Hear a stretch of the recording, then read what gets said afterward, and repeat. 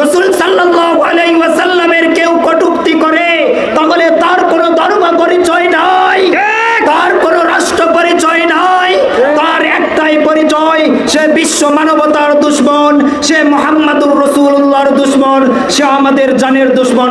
এই পর্যায়ে আপনাদের সামনে সংক্ষিপ্ত বক্তব্য রাখবেন হযরত মাওলানা মিনহাজুল ইসলাম তালরাবি দামাত বরকাতুহু, প্রতিষ্ঠাতা পরিচালক জামিয়া হানাফিয়া গাঙ্গুল হরিয়া।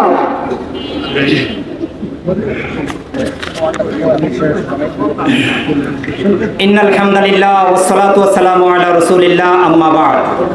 পশ্চিম বগুড়ার ওলামা নগরী তালোরার ওলামায়ে কেরাম ও রাসূল প্রেমিক তৌহিদি জনতা কর্তৃক আয়োজিত আজকের বিক্ষোভ সমাবেশ ও বিক্ষোভ মিছিল, আপনারা জানেন ভারতের কতিপয় কুলাঙ্গার আমাদের কলিজার টুকরা, যাকে আমরা আমাদের কলিজার চাইতেও বেশি ভালোবাসি, সেই মুহাম্মাদুর রাসূলুল্লাহর কটূক্তি করেছে।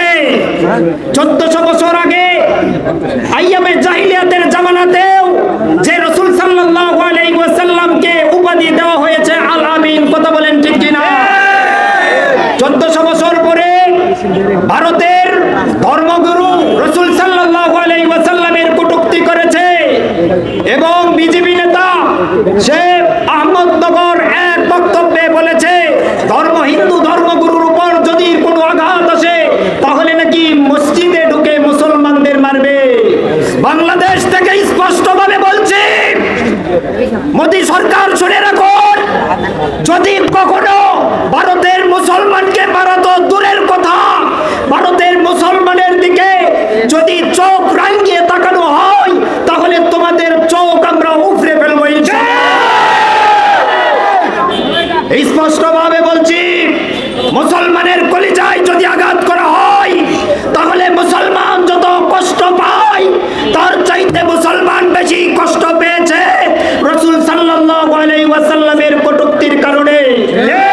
বাংলাদেশের এই বগুড়া থেকে ঘোষণা দিচ্ছি, যদি রাসূল সাল্লাল্লাহু আলাইহি ওয়াসাল্লামের কেউ কটূক্তি করে তাহলে তার কোনো ধর্ম পরিচয় নাই, তার কোনো রাষ্ট্র পরিচয় নাই, তার একটাই পরিচয়, সে বিশ্ব মানবতার দুশমন, সে মুহাম্মাদুর রাসূলুল্লাহর দুশমন, সে আমাদের জানের দুশমন, কথা বলেন ঠিক কিনা?